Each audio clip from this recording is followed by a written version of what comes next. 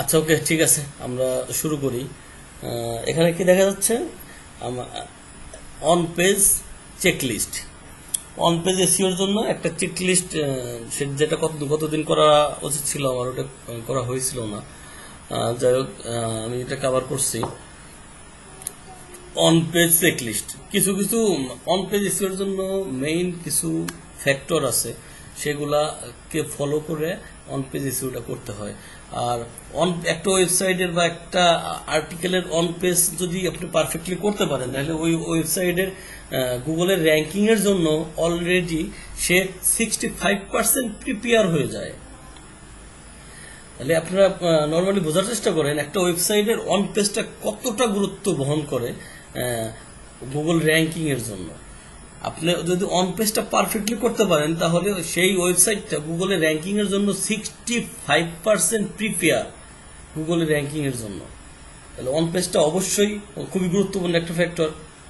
মানে আপনাদের কাছে কি মনে হচ্ছে? তাহলে অন পেজটা অবশ্যই গুরুত্বপূর্ণ কিছু।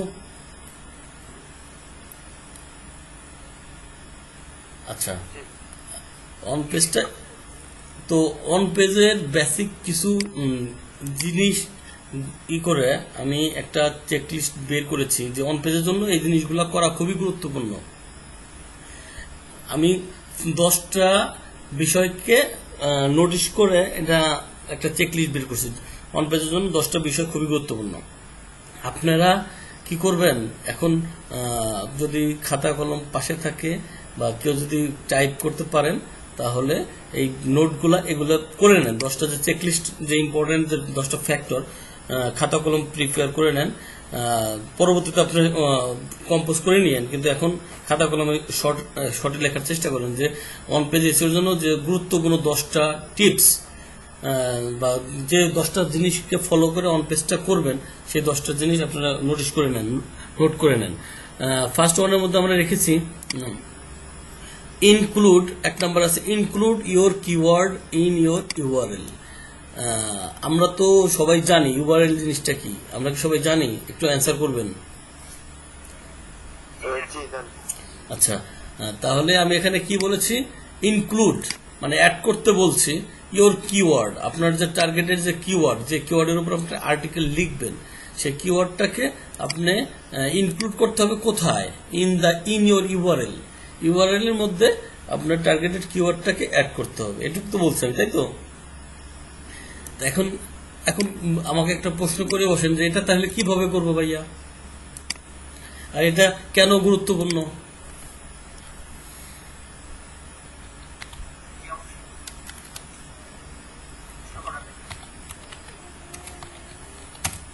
Move out cleaning service Denver, আমি এটা লেখে সার্চ করলাম, move out cleaning service Denver. এই দেখেন এখানে কিছু ওয়েবসাইট অলরেডি শো করতেছে। এগুলো হচ্ছে এডি মানে অ্যাড। এগুলো হচ্ছে গুগলে অ্যাড দিয়ে এরা র্যাঙ্কে আসছে। এটা ক্ষণস্থায়ী, আজকে থাকতে পারে, কালকে নাও থাকতে পারে। ওর যখন অ্যাকাউন্টে ডলার শেষ হয়ে যাবে, এই অ্যাডগুলো আপনি তখন পাবেন না। তো এগুলা আমাদের টার্গেটেড ওয়েবসাইট না। যেগুলো অ্যাড লেখা থাকবে সেগুলো আমাদের টার্গেটেড ওয়েবসাইট না। আর এইগুলো হচ্ছে ডেনভার সিটির কিছু লোকাল এজেন্সি। এরা ডেনভার সিটির কিছু লোকাল এজেন্সি, এরা এই সার্ভিসগুলো প্রোভাইড করার জন্য গুগলে অ্যাড ক্যাম্পেইন করে, অ্যাড দিয়ে, মানে গুগলকে টাকা দিয়ে এরা র্যাঙ্কে আসে। তো আমরা অবশ্যই গুগলকে টাকা দিয়ে র্যাঙ্কে আসার চেষ্টা করব না। আচ্ছা, এখানে কিছু ওয়েবসাইট দেখা যাচ্ছে। এখানে একটা দেখেন ইয়েল্প.com। এই ওয়েবসাইটটা কি পেয়েছেন আপনারা কাজ করার সময়? ইয়েল্প.com, ইয়োলো পেজ, মিডিয়াম.com, কোয়ারা, এগুলো হচ্ছে এটা ক্লাসিফাইড। এগুলা দেখবেন যে ম্যাক্সিমাম পোস্টেই বা ম্যাক্সিমাম কিওয়ার্ড লেখে আপনি সার্চ করলেই দেখবেন, ম্যাক্সিমাম কিওয়ার্ড লেখে সার্চ করলে আপনি দেখবেন যে এই ওয়েবসাইটগুলো প্রথমে থাকে। ইয়েল্প, ইয়োলো পেজ, মিডিয়াম, কোয়ারা, এগুলো দেখবেন যে আপনি এগুলো প্রথমে চলে আসছে। অতএব এগুলো আপনার টার্গেটেড ওয়েবসাইট না, এগুলো আপনার কম্পিটিটর না। এরা অনেক পুরাতন একটা ওয়েবসাইট, যে কারণে ওই তখন এরা ছোট একটা আর্টিকেল দিছে এই বিষয়ের উপর, গুগল করছে কি তাকে র্যাঙ্ক দিয়ে রাখছে। আর তো এটাই আমার টার্গেটেড না, এটা একটা মাইনর ফ্যাক্ট, এটাকে আপনার টার্গেটেড কম্পিটিটর ভাববেন না। আচ্ছা, এরা খুব ট্রাস্টেড, গুগলের কাছে খুব ট্রাস্টেড, যে কারণে গুগল এদেরকে প্রায়োরিটি সবসময় দিয়ে রাখবে। আচ্ছা, এখানে একটা ওয়েবসাইট দেখা যাচ্ছে, এইটা, এখানে একটা ওয়েবসাইট দেখা যাচ্ছে যে আমি লক্ষ্য করি যে আমি একটা মার্ক করি, এটাকে মার্ক করার পরে আমি এটাকে ফাইন্ড আউট করি। এই যে আমি যে সফটওয়্যারটা দিয়ে কাজ করতেছি, এই সফটওয়্যারটার নাম কি সবাই জানেন?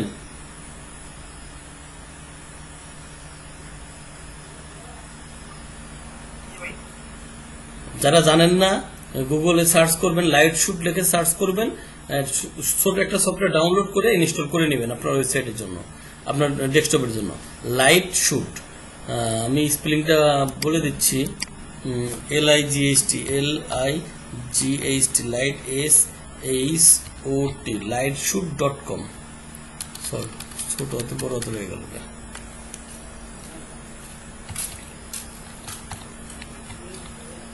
lightshoot.com, লাইটশুট লিখে করলে আপনি গুগলে এটা লিখে সার্চ দিলে পরেই আপনার এটা চলে আসবে, লাইটশুট চলে আসবে। এটা ডাউনলোড করে ইনস্টল করে নেবেন সবাই। আচ্ছা, ওকে, এটা আমার টার্গেটেড ছিল না, আমি জাস্ট এটা দেখানোর জন্য করলাম। জি, এটা ক্রোম থেকে আপনি ডাউনলোড করে আপনার ডেস্কটপে ইনস্টল করে নেবেন। এটা ক্রোমে এক্সটেনশন না, এটা ছোট একটা অ্যাপ্লিকেশন, যেটার মাধ্যমে আপনি এই ধরনের স্ক্রিনশট নিতে পারবেন। ডেস্কটপের স্ক্রিনশট নেওয়ার জন্য আপনি এটা ব্যবহার করবেন। আচ্ছা, স্ক্রিনশট নেওয়ার পর এখান থেকে আপনি যদি আপনি কাউকে লিঙ্ক পাঠাতে চান, তাহলে এখান থেকে আপনি এখানে ক্লিক করলে আপনি লিঙ্কের অপশন পাবেন। আর এখান থেকে যদি ক্লিক করেন সরাসরি এটা ইমেজ হয়ে যাবে, মানে পিকচার হয়ে যাবে। এটা আপনি ইমেজ আকারেও ক্লায়েন্টকে পাঠাইতে পারেন বা একটা লিঙ্ক আকারেও পাঠাইতে পারেন, তো দুটোই চলে যাবে। তো ইমেজটা আবার আপনার ডেস্কটপে সেভ করতে হবে, আর লিঙ্কটা ডেস্কটপে সেভ করতে হবে না। এই হচ্ছে পার্থক্য, আর কোনো কিছুই না। আচ্ছা, আমি এখান থেকে আমি দেখানোর জন্য এটা বের করলাম। এটা হচ্ছে একটা ইউআরএল, এটা হচ্ছে এই যে কোম্পানিটা, সেই কোম্পানির ইউআরএল হচ্ছে এটা হচ্ছে মূল ডোমেইন। আর এরপরে হচ্ছে এইটুকু যেটুকু আছে সেটুকু হচ্ছে কিওয়ার্ড। এখানে যে শব্দটুকু অ্যাড করছে এরা 3-4টা ওয়ার্ড, এটা হচ্ছে কি কিওয়ার্ড। তাহলে আমরা ইউআরএল এর মধ্যে কি আমাদের মানে কিওয়ার্ডটা পেয়েছি।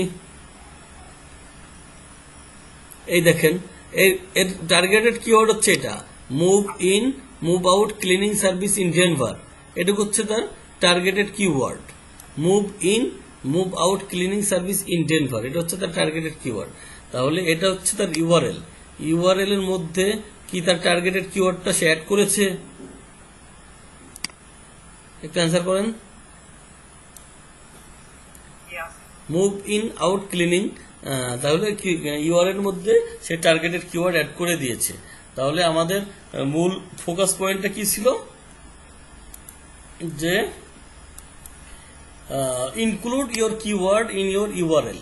তাহলে ইউআরএল এর মধ্যে আপনি আপনার কিওয়ার্ডটাকে অ্যাড করতে হবে। তাহলে আমরা এখানে দেখিয়ে দিয়েছি যে ইউআরএল এর মধ্যে কেন কিওয়ার্ডটা অ্যাড করতে হবে। এই দেখেন, আমি যখন এই লিঙ্কটা ওপেন করার পরে এখানে কি ওই যে আমাদের টার্গেটেড কিওয়ার্ড যেটা ছিল এটা কি এখানে আসে না URL A? Move in, move out, cleaning Denver, তার ইউআরএল এর মধ্যে এটা অ্যাড করে দিয়েছে না? জি, এটা ইউআরএল এর মধ্যে অ্যাড করে দিয়েছি। তাহলে আমাদের যে প্রথম শর্ত হচ্ছে অন পেজের যে include your keyword in your URL এর মধ্যে প্রথমে কিওয়ার্ডটা অ্যাড করতে হবে। 2 নম্বরে যেটা আছে ইউজ শর্ট ইউআরএল। আচ্ছা, ইউজ শর্ট ইউআরএল, আচ্ছা এটা দেখাচ্ছি এখন। ইউজ শর্ট ইউআরএলটা কেন বলছে? এখানে দেখেন কিওয়ার্ডটা হচ্ছে এত বড়, move in, move out, cleaning service in Denver.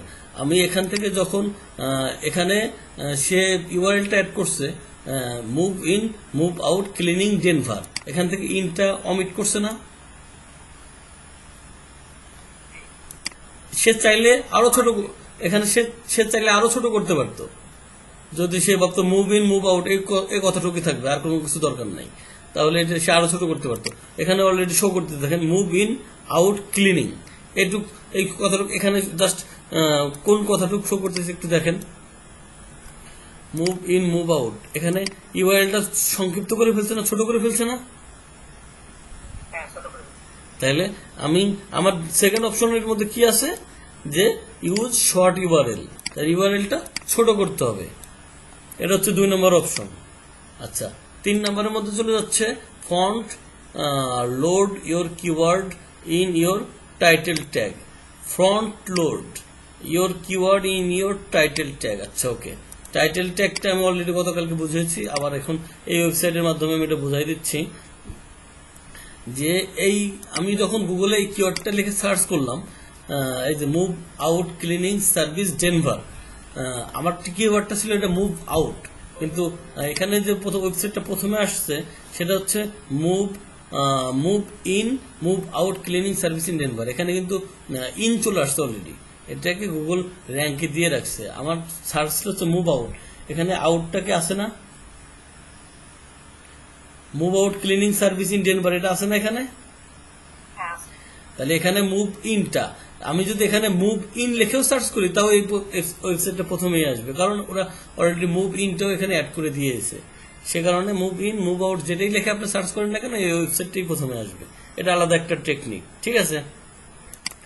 এখন টাইটেলে এটা হচ্ছে তাদের টাইটেল, দেখেন এটা হচ্ছে তাদের title, move in and move out cleaning service, এটা হচ্ছে টাইটেল। টাইটেলের মধ্যে কি তার কিওয়ার্ডটা আছে? আমরা প্রথমে বের করলাম কি ইউআরএল এর মধ্যে কিওয়ার্ডটা রাখতে হবে, ইউআরএলটা শর্ট করতে হবে, ছোট করতে হবে, এবং টাইটেলের মধ্যে কিওয়ার্ডটা রাখতে হবে। 3 নম্বর অপশনটা কি ছিল? Title tag. টাইটেলের মধ্যে আপনার কিওয়ার্ডটা রাখতে হবে। এখানে অলরেডি ওরা টাইটেলের মধ্যে কিওয়ার্ডটা রেখে দিয়েছে। তাহলে আমাদের 3টা মেজর ফ্যাক্টর চলে গেল, যে আপনার ইউআরএল এর মধ্যে কিওয়ার্ড থাকতে হবে, ইউআরএল ছোট করতে হবে, এবং টাইটেলে আপনার কিওয়ার্ডটা ব্যবহার করতে হবে। দেন 4 নাম্বার ইমব্রেড টাইটেল মডিফায়ার। ইমব্রেড টাইটেল মডিফায়ার, আচ্ছা, আমার কিওয়ার্ডটা যদি ছিল, আমি গুগলে সার্চ করলাম move out cleaning service Denver, move out cleaning service Denver. আচ্ছা, টাইটেলটাকে সে মডিফাই করে লিখলো, দেখেন আমার এখানে কিন্তু ডেনভার আছে, এখানে ও ডেনভার ইউজ করেছে? করে নাই। এখানে move in and move out cleaning service Denver, এখানে সে ডেনভার ইউজ করে নাই, এখানে সে ডেনভার কথাটাকে হাইড করছে। তাহলে মডিফায়ার হচ্ছে এটা আপনার যে টাইটেলটা বা আপনার যে টার্গেটেড কিওয়ার্ডটা আপনি যখন টাইটেলে ব্যবহার করবেন, এখানে দেখেন এখানে সে আবার অ্যান্ড ব্যবহার করছে, দেখতে পাচ্ছেন? আমার ইসের মধ্যে কিন্তু অ্যান্ড নাই, ইউআরএল কিন্তু অ্যান্ড নাই, এখানে কিন্তু সে অ্যান্ড ব্যবহার করছে এবং ডেনভারটাকে সে হাইড করছে। এটাই হচ্ছে মডিফায়ার। আপনি যে টাইটেলটা ব্যবহার করবেন, এটা আপনি চাইলে কিছু অ্যাড করতে পারেন, চাইলে কিছু বাদ দিতে পারেন। এটা হচ্ছে মডিফায়ারের মধ্যে বললো। এখানে প্রথম সবগুলো ওয়ার্ডের প্রথম অক্ষরগুলো বড় হাতে করেছে, এই যে সুন্দর করে ডিজাইন করছে, সাজাইছে, এটাই হচ্ছে আপনার মডিফায়ার। তাহলে টাইটেলটাকে মডিফাই করতে হবে। আচ্ছা, use your keyword once in the first 150 words, 150 words. তাহলে কি বলছে? Use your keyword once in the first 150 words, 150 ওয়ার্ডসের মধ্যে আপনার কিওয়ার্ডটা রাখতে বলেছে। তাহলে আমি এখন এখানে আপনার বুঝাই দিই যে আমার যদি টার্গেটেড কিওয়ার্ড এটা হয়ে থাকে, যেহেতু এই ওয়েবসাইটটা দেখাচ্ছি, তাহলে এটাকে আমি কপি করি। আমার টার্গেটেড কিওয়ার্ডটা যদি এটা হয়ে থাকে, তাহলে আপনি কি করবেন?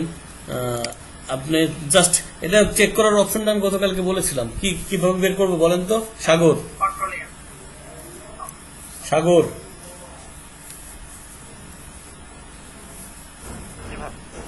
বলেন, আমি এটা কিভাবে বের করবো? কন্ট্রোল এফ দেওয়ার পরে কন্ট্রোল ভি, তারপর হচ্ছে এটাই, তারপরে নাই। এখানে তো আসার কথা না। আচ্ছা, এর আর্টিকেলটা খুবই ছোট, যাই হোক, এটা ওই বললাম অনেক বড় কোম্পানি, ওরা অলরেডি র্যাঙ্কে চলে আসছে, আচ্ছা যাই হোক, আমি এই দেখেন এখানে প্রথম, আমি এখানে ম্যানুয়ালি দেখাই দিচ্ছি, প্রথম 150 ওয়ার্ডের মধ্যে ডেনভার মুভ আউট ক্লিনিং কথাটা কি অ্যাড করেছে না? জি ভাই। কিন্তু কথা হচ্ছে আপনারা যখন কিওয়ার্ডটা লিখবেন, আপনারা যখন আর্টিকেল লিখবেন, এই সম্পূর্ণ যে কিওয়ার্ডটা যেটা কপি করে আনলাম, এই কিওয়ার্ডটা আপনারা বলে দিবেন যে এই কিওয়ার্ডটা যেন প্রথম 150 শব্দের মধ্যে এই কিওয়ার্ডটা সম্পূর্ণ থাকে। বুঝতে পারছেন? 150 ওয়ার্ডের মধ্যে যেন আপনার টার্গেটেড কিওয়ার্ডটা অবশ্যই থাকে। আচ্ছা, দেন দেখেন, use your keyword in H1, H2, H3 tag. তাহলে আপনার যে কিওয়ার্ডটা আছে সেটাকে আপনি কোথায় কোথায় রাখবেন, আমি আমার ওয়েবসাইটটা বের করে বলে দিচ্ছি।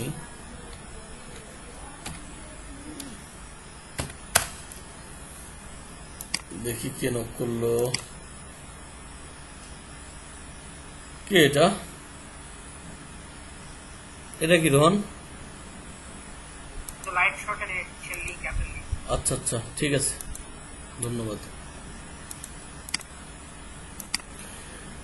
আমি এখান থেকে জাস্ট একটা আর্টিকেল ওপেন করি, ওপেন করার পরে আমি দেখিয়ে দিচ্ছি এখানে কি কি করা হয়েছে।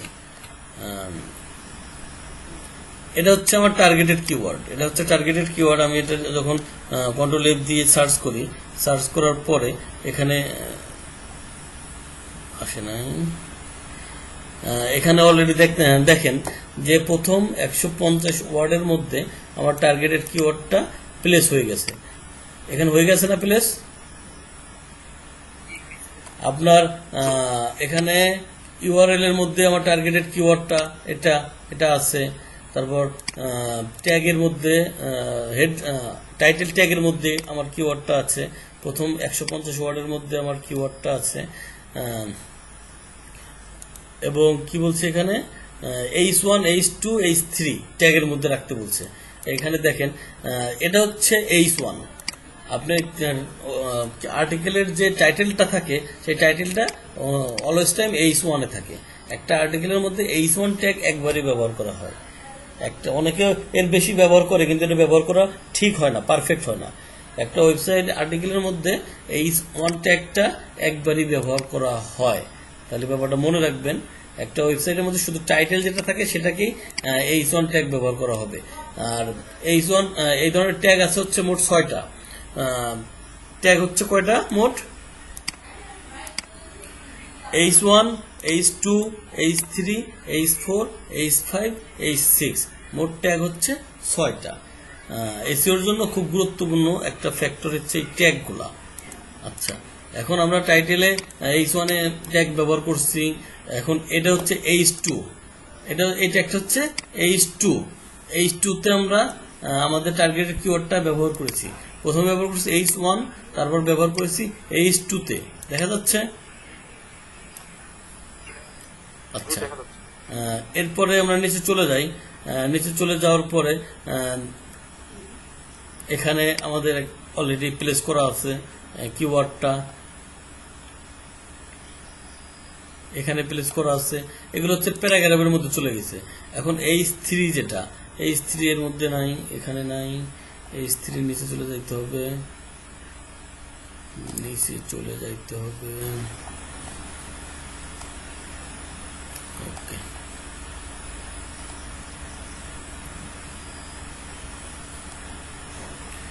এইটা যেটা আছে, এই যে এই ট্যাগটা, এটা হচ্ছে H3 তে আছে। এই ট্যাগগুলো আছে H3 তে, এই পোর্শনগুলো আছে H3 তে। এটা হচ্ছে H3 তে আছে, এটা হচ্ছে H4 এ আছে। মানে সাইজটা দেখেন একটু ছোট হয়ে গেছে, দেখতে পাচ্ছেন? এটা হচ্ছে H4 এ আছে, এটা হচ্ছে H4 এ আছে। তাহলে এটা হচ্ছে 3 এর সাইজ, এটা হচ্ছে 4 এর, এটা 4 এর সাইজ, আবার এটা প্যারাগ্রাফের সাইজ, এটা আবার 2 সাইজ। এটা হচ্ছে দেন H2 তে আবার আরেকটা ট্যাগ মানে কিওয়ার্ড ব্যবহার করা হয়েছে। আপনার এই টার্গেটেড কিওয়ার্ডটা যত বেশি ব্যবহার, এখানে আরেকবার ব্যবহার করা হয়েছে H2 তে, দেখেন এটা হচ্ছে H3।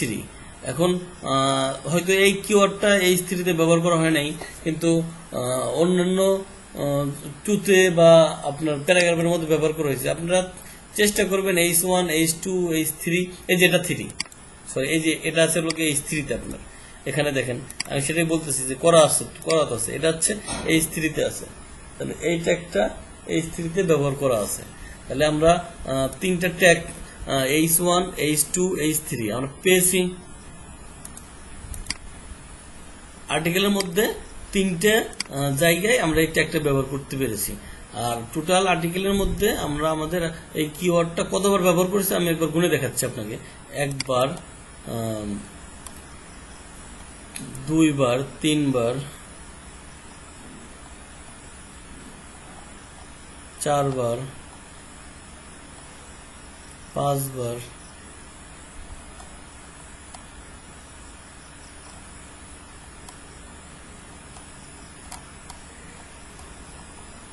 6 বার, 7 বার, 8 বার, 9 বার, 10 বার, 11 বার, 12 বার। আমি তাহলে এই কিওয়ার্ডটা আমার ওই আর্টিকেলের মধ্যে, এই আর্টিকেলটা লেন্থ কত জানেন আপনারা? কত ওয়ার্ডের আর্টিকেল? এটা হচ্ছে 5,500 ওয়ার্ডের আর্টিকেল। 5,500 উপরে ওয়ার্ড আছে এখানে। তাহলে এই 5,500 ওয়ার্ডের মধ্যে আমরা এটা ব্যবহার করছি কয়বার? 12 বার। আপনার 1000 ওয়ার্ড থাক আর আপনার 2000 ওয়ার্ড থাক বা 10,000 ওয়ার্ড থাক, আপনি সম্পূর্ণ আর্টিকেলের মধ্যে আপনার টার্গেটেড কিওয়ার্ডটা ব্যবহার করার চেষ্টা করবেন মিনিমাম 8 থেকে 10 বার মিনিমাম। এতে আপনার এই কিওয়ার্ডটা র্যাঙ্কিংয়ে আসার পসিবিলিটি খুব বেড়ে যায়। তাহলে আমাদের ট্যাগের যে জিনিসটা সেটা দেখানো হয়েছে। আচ্ছা, এখন অপটিমাইজ ইমেজ। এখন একটা এই দেখেন, একটা এই ওয়েবসাইটে এখানে আমরা কিছু ইমেজ ব্যবহার করেছি, তাই না? আমরা কিছু পিকচার ব্যবহার করেছি না? দেখতে পাচ্ছেন না? হ্যাঁ, এটা আসে না ইমেজটা, ইমেজটা কই গেল?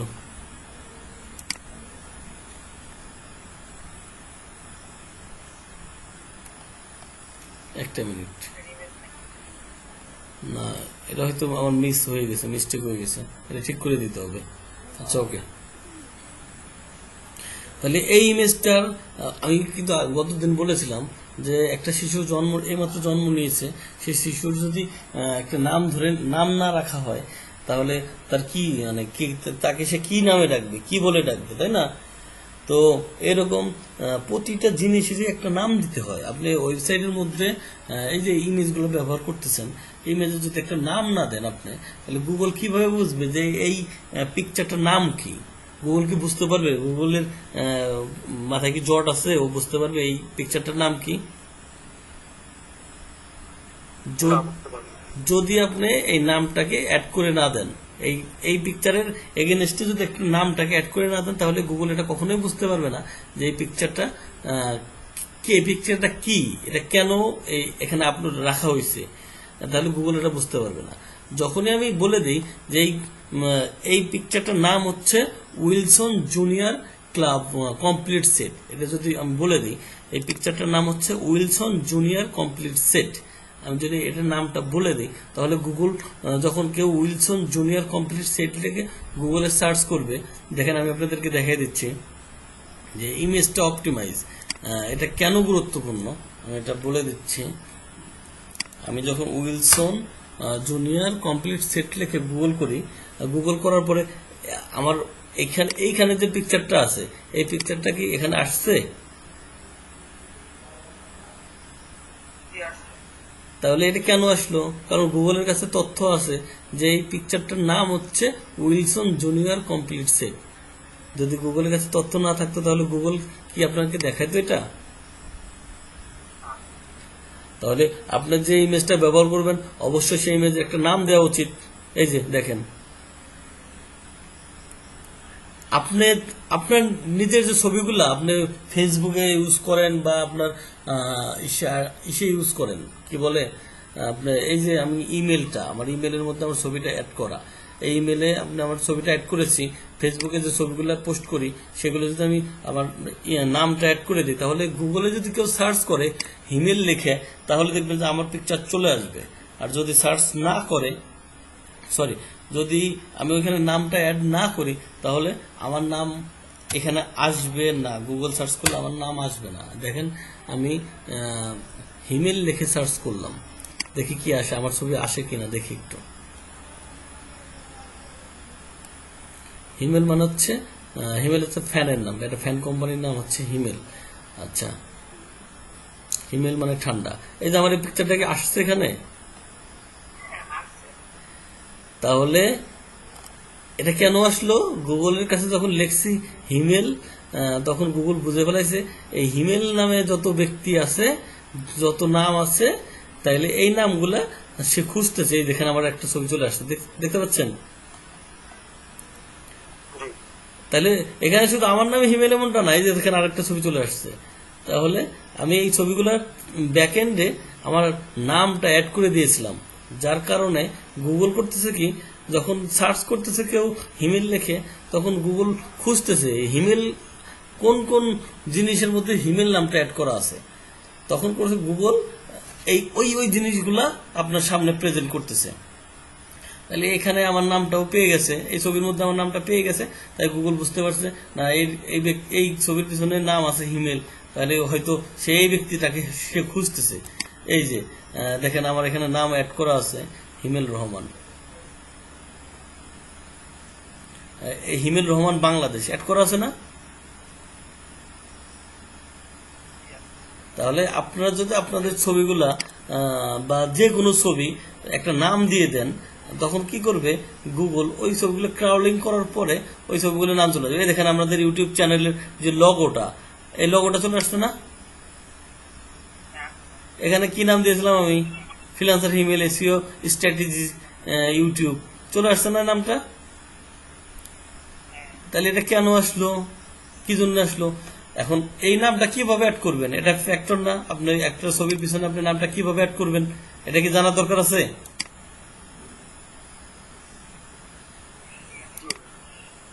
না, আপনাদের জানার দরকার না থাকলে আমি করব না। আচ্ছা, দরকার আছে অবশ্যই। আচ্ছা, তাহলে আমি এটা দেখাই আপনাদের।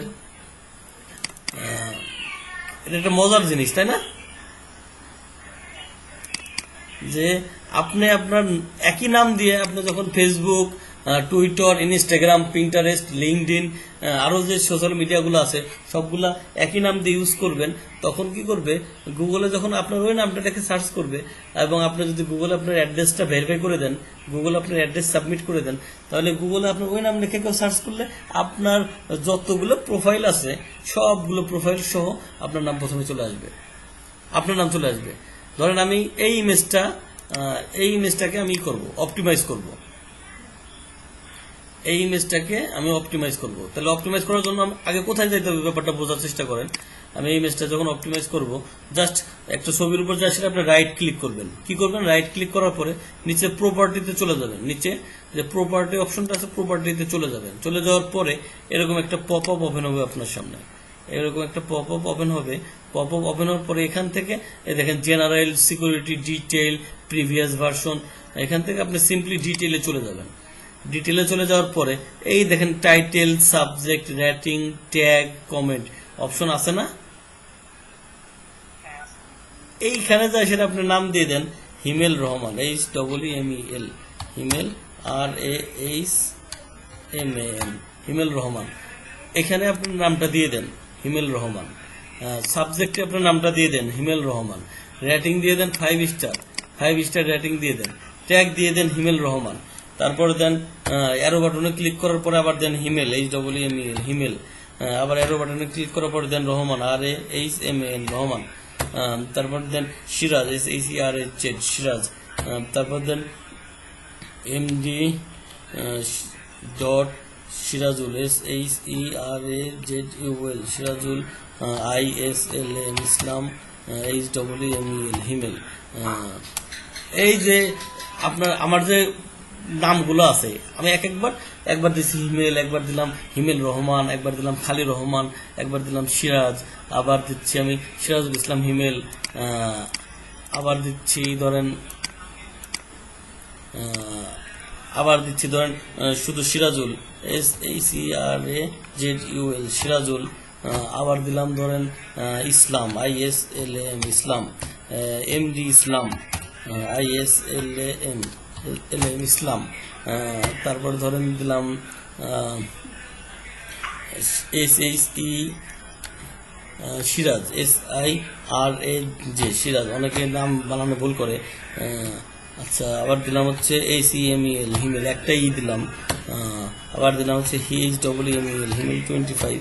এইভাবে আপনার ছোট ছোট করে আপনার যে সাবজেক্ট, আপনার যে আর্টিকেল বা কিওয়ার্ড, সেই কিওয়ার্ডের সাথে যায় এমন কিছু নাম বের করার চেষ্টা করবেন, যে কি লিখে সার্চ দিলে গুগলে ওই ওই পিকচারটা চলে আসবে। দেন আপনি এইভাবে ওইটা করে দিবেন, তার কমেন্টের মধ্যে দিয়ে দেন হিমেল রহমান দিয়ে দেন। তাহলে কয় জায়গায় দিলাম, টাইটেলে দিলাম, সাবজেক্টে দিলাম, রেটিং দিলাম 5 স্টার, ট্যাগের মধ্যে দিলাম, কমেন্টে দিলাম, এথর দিয়ে হচ্ছে হিমেল রহমান অথর। ইমেজ কপি টপি ধরেন দরকার নাই, এখান থেকে সিম্পলি এবার করেন হচ্ছে অ্যাপ্লাইতে ক্লিক করেন, অ্যাপ্লাই পর ওকে। দেন এখন কি হলো, এই ওয়েবসাইট এই পিকচারটার একটা নাম হয়ে গেল। দেখেন ট্যাগের মধ্যে দেখা যাচ্ছে না, Himel Rahman, Himel Rahman Siraj, MD Sirajul Islam Himel Sirajul Islam and MD Islam Siraj Himel 25, এই নামগুলো চলে আসতেছে না? তাহলে এই ছবিটা যদি আমি এখন গুগলে আপলোড করে দেই বা ফেসবুকে আপলোড করে দেই, করার পরে কি হবে, ধরেন আমি আপলোড করে দিয়ে দেখাই। আপনি একটা ওয়েবসাইটে বা ফেসবুকে বা লিঙ্কডিনে বলেন বা পিন্টারেস্টে বলেন, যেখানে বলেন, আপনি যখন একটা এই ইমেজটা অপটিমাইজ করার পরে পিকচারটা আপলোড করবেন, আপলোড করার পরে হয়তো সাথে সাথেই না, দু এক বেলা পরে আপনি করবেন, সার্চ করবেন ওই নামটা লিখে, দেখবেন যে গুগল ক্রাউডিং করে মিনিমাম 3 দিন, গুগলে একটা জিনিস আসতে মিনিমাম 3 দিন সময় লাগে, ইন্ডেক্স হইতে 72 ঘন্টা সময় লাগে।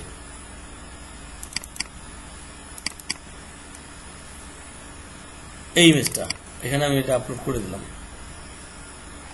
আমার এই পিকচারটা আমি এখানে আপলোড করে দিলাম আমার ফেসবুক প্রোফাইলে।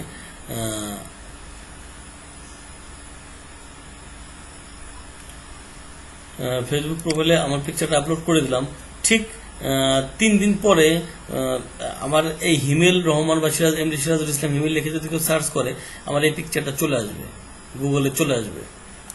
এটাই হচ্ছে ইমেজ অপটিমাইজেশন। তাহলে আপনার যে ছবিটা বা যে এটা আপনি আপলোড করবেন, সেটা পিছনে একটা নাম অ্যাড করে দিবেন। নামটা কিভাবে অ্যাড করে দেওয়া হয় আমি সেটা আপনাদেরকে দেখিয়ে দিয়েছি, ঠিক আছে? এটা বুঝতে পারছেন? কারো কোনো সমস্যা? বুঝতে পারছি।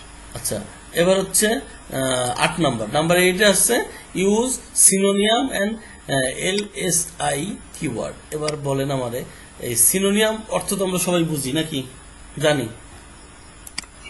সিনোনিয়ামস এন্ড অ্যান্টোনিয়ামস এই কথাগুলো তো আমরা জানি নাকি? আর সিনোনিয়াম হচ্ছে প্রতিশব্দ আর অ্যান্টোনিয়ামস হচ্ছে বিপরীত শব্দ, তাই তো? তাহলে আমরা এখানে সিনোনিয়াম শব্দ ব্যবহার করতে বলছি, আর LSI ওই একই অর্থ মিন করে, ওইটাও সিনোনিয়াম শব্দটাকেই টার্গেট করে। তাহলে আমরা কি বলেছে এখানে, সিনোনিয়াম কিওয়ার্ড। তাহলে আমরা এখানে সার্চ করলাম গুগলে, যে আমরা যদি এই কিওয়ার্ডটা লিখে সার্চ করি গুগলে,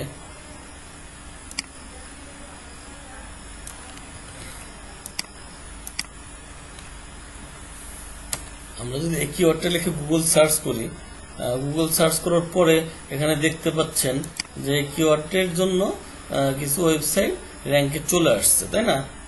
এই কিওয়ার্ডের জন্য কিছু ওয়েবসাইট র্যাঙ্কে চলে আসছে। এটা অনেক খুব ভালো একটা খবর যখন এটা চলে আসে। এখন এটা লোডিং হচ্ছে, নেটের একটু প্রবলেম, সে কারণে আসলে বাংলাদেশের নেটের যে সমস্যা কবে সলভ হবে, মানে আমাদের মৃত্যুর পরে হবে, তাই না? আমরা যেদিনকে কাজকাম বন্ধ করে দেবো সেদিন হয়তো সলভ হবে, মানে আমাদের কোনো লাভ থাকবে না।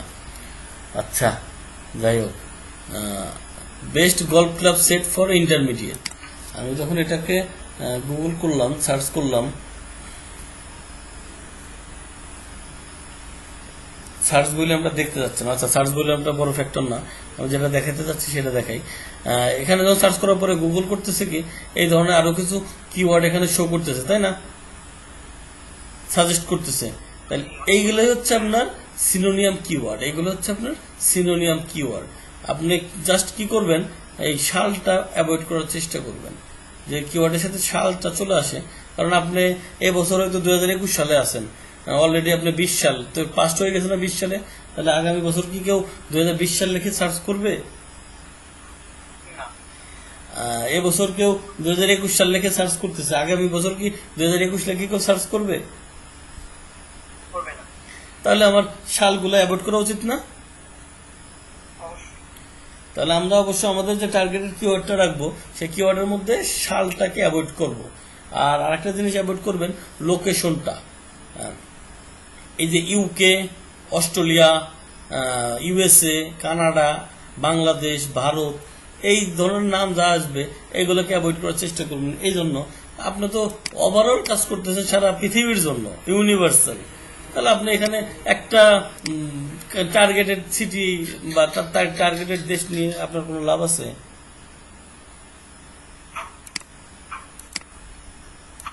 আপনি যদি শুধু আপনি ইউএসএ টার্গেট করেন তাহলে আপনি ইউএসএ নিতে পারেন, ইউএসএ নিতে পারেন। আর যদি ইউএসএ টার্গেট না করেন তাহলে আপনাকে কোনো দেশই নেওয়ার দরকার নাই। কারণ কোন দেশে আপনার সেল দেবে, কোন দেশে দেবে না, এটা তো আমি বলতে পারি না, আপনিও বলতে পারেন না। এখন কোন দেশে মানুষ আপনার এই কিওয়ার্ডটা লিখে সার্চ করতেছে, আপনার ওয়েবসাইটটা প্রথমে চলে আসতেছে। যদি আপনি ইউএসএ সার্চ করেন, শুধু ইউএসএ লিখে যারা সার্চ করবে তখন ওই কিওয়ার্ডটা প্রথমে চলে আসবে। আর যদি আপনি ইউএসএ কোনো দেশ স্পেসিফিক উল্লেখ না করেন, সেক্ষেত্রে হবে কি আপনার এই গুগল করবে কি ওই টার্গেটেড লোকেশন ছাড়া আপনার কিওয়ার্ডটাকে, আপনার ওয়েবসাইটটাকে র্যাঙ্ক করে দেওয়ার চেষ্টা করবে। তাহলে এখান থেকে দেখেন আপনার ছাড়া যে এলএসআই যে কিছু কিওয়ার্ড খুঁজে বের করতে হবে, যে আপনার সিনোনিয়াম ওয়ার্ডগুলো এর মধ্যে ব্যবহার করা হয়েছে। শাল থাকবে না, দেশের নামও থাকবে না। আপনি খুঁজলে অবশ্যই এটা পেয়ে যাবেন। যাই হোক, আমি এখন আর বিস্তারিত মতো যাচ্ছি না। তাহলে সিনোনিয়াম এবং এলএসআই কিওয়ার্ডটা কি সেটা বুঝতে পারছেন? জি ভাই। Use external link, use external link. এই ইউজ এক্সটার্নাল লিঙ্কটা কি এটা জানা দরকার আছে না? জি আছে। এবার আমি দুটো জিনিস বুঝাই।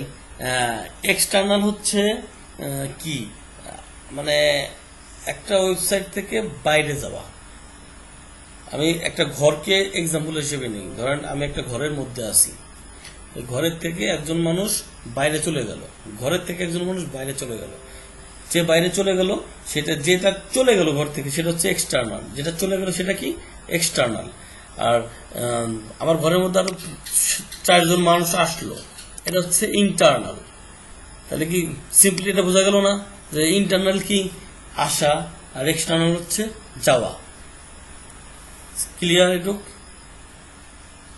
ক্লিয়ার। আচ্ছা, এটা কেন এখন এই এক্সটার্নাল শব্দটা কেন ব্যবহার করলাম আর ইন্টারনাল শব্দটা কেন ব্যবহার করলাম, এটাকে একটা কোশ্চেন না? এবার এই জিনিস দুটো কি আমার কেন লাগবে, একটা কোশ্চেন চলে আসে না? হ্যাঁ। এই যে আমি এই জিনিসটা এখন আপনাদেরকে বোঝানোর চেষ্টা করব। এটা হচ্ছে আমার আর্টিকেল। এই আর্টিকেলের মধ্যে এখানে কি করেছি, এখানে আসলে পরে একটা লিঙ্ক শো করতেছে, দেখতে পাচ্ছেন যে এখানে কিছু আছে, এখানে ক্লিক করলে হয়তো কিছু আসতে পারে, তাই না? এখানে দেখেন এটা করতেছে, এখানে ক্লিক করলে কিছু আসতে পারে, তাই তো? হ্যাঁ। তাইলে আমরা একটু জি ভাই। ক্লিক করে দেখি যে আসলে কি আসে। আমরা এখানে ক্লিক করলাম সিম্পলি, কি ব্যাপার, এটা আলাদা একটা ট্যাব ওপেন হয়ে গেল, আমার ওই আর্টিকেলের বাইরে চলে গেল না? হ্যাঁ। কি চলে আসলো? অ্যামাজন চলে আসলো। এই অ্যামাজন জিনিসটা আবার কি? এই যে আমার যে টার্গেট, আমার ওয়েবসাইট থেকে বা আমার আর্টিকেলের মধ্যে থেকে আমি একটা লিঙ্ক দিলাম, এই লিঙ্কে ক্লিক করার পরে নতুন একটা ট্যাব নিয়ে আর একটা পেজ ওপেন হয়ে গেল। এটাই হচ্ছে এক্সটার্নাল। এটা কি? এটা হচ্ছে এক্সটার্নাল। তাহলে আমি এক্সটার্নাল জিনিসটা কি বুঝতে পারলাম? কারো কোশ্চেন থাকলে জিজ্ঞাসা করতে পারেন ফ্রিকুয়েন্টলি, একেবারে খোলামেলা ভাবে।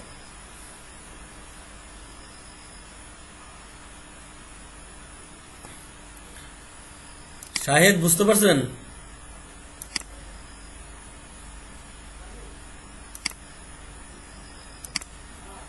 কামরুল ভাই ধন্যবাদ ভাই, যে আমি বোঝাইতে পারলাম। তাহলে আমার ওয়েবসাইটের মধ্যে আমি বেশ কিছু এক্সটার্নাল লিঙ্ক করে দিয়েছি, তাই না?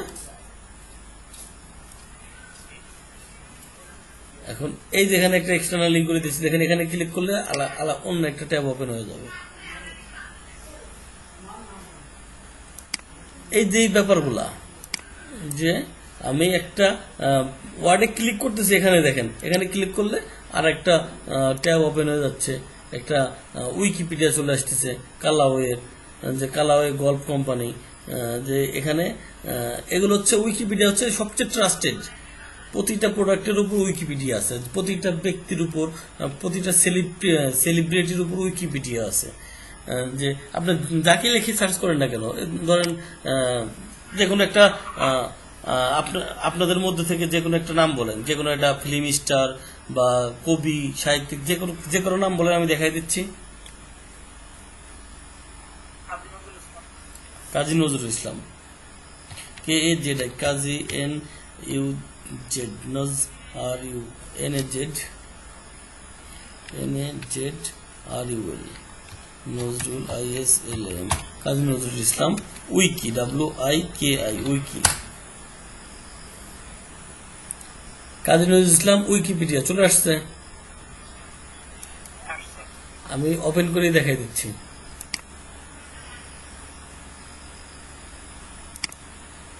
এটা কি কাজী নজরুল ইসলামের ছবি, তাই তো?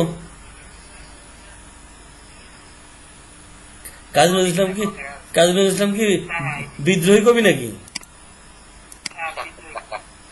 না, আমি এমনি জানার জন্য প্রশ্ন করলাম যে আপনারা আসলে জানেন কিনা। আচ্ছা, এখন হচ্ছে যে এই যে ব্যাপারটা দেখেন, কাজী নজরুল ইসলামের উইকিপিডিয়া কি আমরা পেয়েছি? তাহলে এইখানে আপনি যে তথ্যগুলো পাবেন সব একেবারে জেনুইন তথ্য পাবেন। কাজী নজরুল ইসলাম সম্পর্কে একটা জেনুইন তথ্য পাবেন, কি আছে না আছে, এর কেরিয়ার, এর আর্লি লাইফ, সব কিছু সুন্দর করে দেয়া আছে এখানে। এই কাজী ইসলামের ছবি, Nazrul at his early age, বা ব্রিটিশ ইন্ডিয়ান আর্মিতে যখন ছিল তখন ছবি, এগুলো মানে সঠিক তথ্য যদি আপনার চান নজরুল সম্পর্কে, তাহলে উইকিপিডিয়া থেকে আপনি এটাকে করতে পারেন, অ্যানালাইজ করতে পারেন। এটা দেখে স্টাডি করে আপনি সঠিক তথ্য পেয়ে যাবেন এখানে উইকিপিডিয়া থেকে। এ দেখুন কত বড় একটা জিনিস লেখা আছে, ক্রিটিসিজম, লিগেসি, টাকার উপরে, পাকিস্তান টাকার উপর নজরুলের ছবি ছিল, ইন্ডিয়ান টাকার উপর নজরুলের ছবি ছিল। এই ব্যাপারগুলো জানার দরকার আছে না? যদি আপনি স্টাডি করেন, তাহলে আপনি যে কোনো বিষয় বা যে কোনো মানুষের উপর যদি রিসার্চ করতে চান, সরাসরি ওই ব্যক্তির নাম লিখে কোথায় সার্চ করবেন, কি লিখে? উইকিপিডিয়া। ওই ব্যক্তির নাম লিখে উইকিপিডিয়াতে সার্চ করবেন, আপনার সঠিক তথ্য আপনি ওইখান থেকে পেয়ে যাবেন যে কারো। তাহলে আমরা এখানে কি করলাম, আমরা কালাওয়ে, এখন কেউ যদি কয় কালাওয়ে কোম্পানিটা সম্পর্কে জানে না ভালো করে, সে জানতে চায়, তখন আমি কালাওয়ের একটা লিঙ্ক আপ করে দিয়েছি এখানে, যে ভাই তুমি যদি কালাওয়ে সম্পর্কে আরো বেশি জানতে চাও, আমার দেখা গেল আর্টিকেলের মধ্যে সঠিক তথ্য তুমি পাও নাই, তোমার যদি আরো জানার ইচ্ছা থাকে, তুমি ওদের উইকিপিডিয়াতে চলে যাও, উইকিপিডিয়াতে যায় তোমার যে তথ্য দরকার তুমি করে আসো। এতে আপনার দুইটা জিনিস লাভ হচ্ছে। যখন আপনি এক্সটার্নাল লিঙ্ক করতেছেন, আপনার দুইটা জিনিস লাভ হচ্ছে। আপনার হচ্ছে একটা জিনিস লাভ হচ্ছে যে আপনার ওয়েবসাইটে, যেহেতু এসইওর জন্য একটা শর্তই আছে, আপনাকে এই এক্সটার্নাল লিঙ্ক করতে হবে। আপনার এক্সটার্নাল লিঙ্কটা হয়ে যাচ্ছে, এবং আরেকটা জিনিস হচ্ছে আপনার এই ওয়েবসাইটে আর্টিকেল পড়ার পরে যে ভিজিটর আসবে, সে যখন এই কালাওয়েতে ক্লিক করার পরে এই কালাওয়েতে চলে যাচ্ছে উইকিপিডিয়াতে, এখান থেকে সে সঠিক তথ্য পাচ্ছে। সঠিক তথ্য পাওয়ার পরে সে জিনিসটা ভালো লাগছে তার, যে আমি একটা সঠিক তথ্য খুঁজতেছিলাম, সঠিক তথ্য আমি এখান থেকে পেয়ে গেলাম। তাহলে কোন আর্টিকেল থেকে পাইলো? আপনার আর্টিকেল থেকে পাইলো। তাহলে আপনাকে সে একটা ভালো ভাববে না সে, যে না এই সে ওর যে আর্টিকেল আছে এই আর্টিকেলের মধ্যে সঠিক তথ্য সে দিতে না পারলেও আমাকে রেফার করে দিছে অন্য একটা কালাওয়ের অফিসিয়াল যে পেজটা আছে ওইখানে রেফার করে দিছে। রেফার করে দিলে পরে আমি ওইখান থেকে সঠিক তথ্যটা পেয়ে গেলাম। তো ও আলটিমেট আমাকে বলবে না এটা তুমি একটা ভালো কাজ করছো, ও আমাকে ভালো একটা ফিডব্যাক দেওয়ার চেষ্টা করবে কিনা বলেন। কি করবে? তাহলে এক্সটার্নাল লিঙ্কের হচ্ছে এই সুবিধা। গুগল যখন দেখতেছে না এই লোকের ওয়েবসাইট থেকে গুগল ভালো একটা এই আর্টিকেল থেকে বা এই ওয়েবসাইটটা ভালো একটা ওয়েবসাইটকে রিকমেন্ড করতেছে, এক্সটার্নাল লিঙ্ক করে দিচ্ছে, তখন গুগল আপনাকে প্রায়োরিটি দেবে। না তোমাকে র্যাঙ্কে দেওয়ার চেষ্টা করবে, যা ভাই তুমি র্যাঙ্কে আসো, তোমার ওয়েবসাইট থেকে মানুষ ভালো তথ্য পাচ্ছে, তোমাকে আমি র্যাঙ্ক দিয়ে দিচ্ছি, তুমি 1 নম্বরে চলে আসো, এটা চেষ্টা করবে গুগল। তাহলে এটা হচ্ছে এক্সটার্নাল লিঙ্কের কাজ। এবার হচ্ছে আমরা আসবো কি ইন্টারনাল লিঙ্ক। এই ইন্টারনাল লিঙ্ক হচ্ছে অন্য মানে একটা ঘরের বাইরে থেকে ভিতরে লোক আসা, একটা ঘরের বাইরে থেকে ভিতরে লোক আসা, এটা হচ্ছে ইন্টারনাল, মানে অন্য একটা পেজ থেকে আমার পেজে লোক আসবে। আচ্ছা, এটাকে আমি দেখানোর জন্য দেখি এটা করা আছে কিনা। আমরা যদি এখান থেকে সিম্পলি হোম পেজে চলে যাই,